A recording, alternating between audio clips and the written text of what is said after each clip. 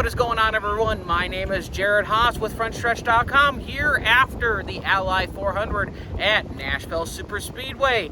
It's still very windy, but Ross Chastain smashed some watermelons on the front stretch. But Stephen, I want to start with you with what happened right behind us. As you can see, damage to the wall here where Ryan Blaney hit head on, and he had a pretty hard hit, Stephen.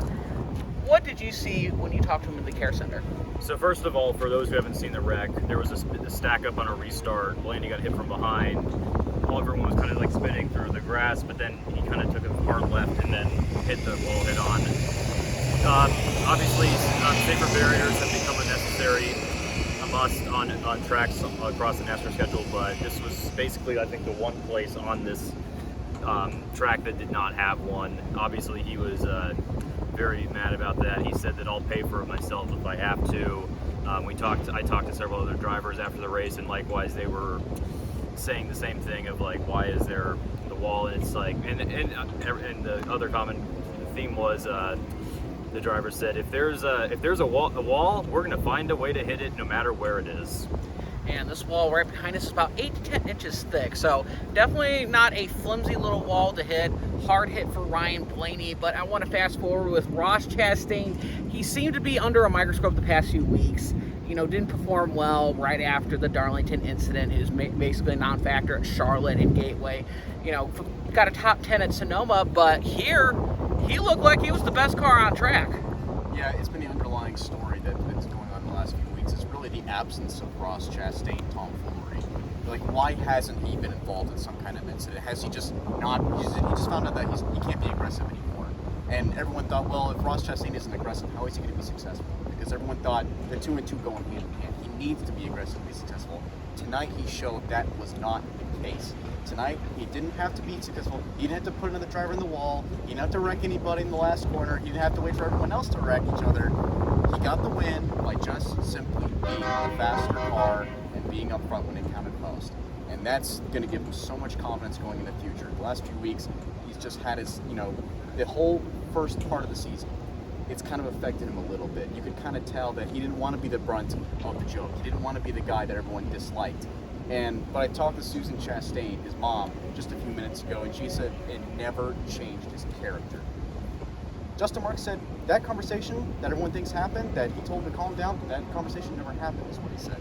So I think we've seen tonight a tame Ross Chastain, but still, more importantly, a faster Ross Chastain. Yeah, and Chastain gets his first win of the season. Hasn't won since last year at Talladega. Stephen, what's one driver that stood out to you here at Nashville? I think the guy that's been on the hot streak recently, that's Martin Truex Jr. After dominating Sonoma, his first road course win in 4 years. He took the points lead. He added the points lead today in Nashville, the second place finish. But I think also Toyota in general, like Denny Hamlin was right up there. He led 81 laps, top 5 all day. Bell was also, hunting for the top 5 at the end. But Truex, they were pretty much the fastest cars at Nashville last year. They showed up again this year, and while Toyota didn't get the win, they still seemed to be, threatening Chevrolet's dominance that they had at the start of the year. And then when it came to the last run, Truex was frustrated with kind of the dirty air. He couldn't find a way around, although Ross was able to pass him and Denny during the midway through the final stage. And likewise, Ross talked about it and said that, it was sometimes a battle of arrow, trying to see where the driver was in the mirror and block them and just kind of take away any momentum they have, and he did that right to his advantage. And I'm going to throw it to you, Mr. Dalton Hopkins. What's one thing that stood out to you? How about a couple of the underdogs that are in the top 10? How about Eric Jones, one of those guys in the Legacy Motor Club? They just desperately needed a good finish after what has been an abysmal start to their year compared to what we saw in 2022.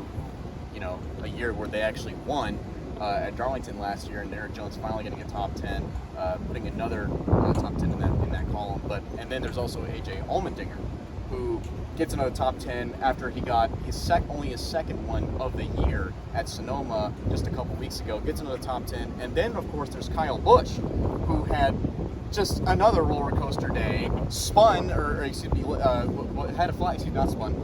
Had tire issues in the first few laps of the race. Had to go down pit road, lost a lap, Then he got a speeding penalty, and he still fights back to get a top 10. But that's Kyle Busch. I mean, I don't know if that's what anybody didn't expect, but I think we all had a feeling that he was going to come back at some point. But still, a couple good nights for some guys that really needed them tonight in Nashville. Well, I'm going to take a little bit of different approach with what stood out. I'm going to go with Kevin Harvick.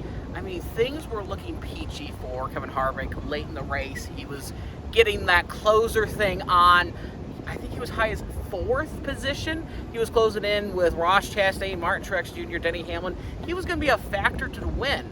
But unfortunately, right rear tire fell apart, and he wasn't able to get the finish, and he declined to comment to Frontstretch about his post-race. But, I mean, this is the last race in Nashville. I think things were looking up, and, this is the first race after the announcement for Josh Berry taking over Kevin Harvick.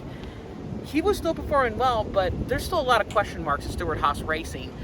All the other drivers are basically non-factors. But that will do it here from Nashville Superspeedway. As always, you can check out our other racing content and interviews that we got here at Nashville Superspeedway. From Jared Haas, this is Dalton Hopkins and Stephen Stumpf. Until next time, as always, have a great race weekend. This is Harrison Burton, driver the number 21. Make sure to hit that subscribe button. Also, check out one of these 2 videos beside me. Visit frontstretch.com for more racing content.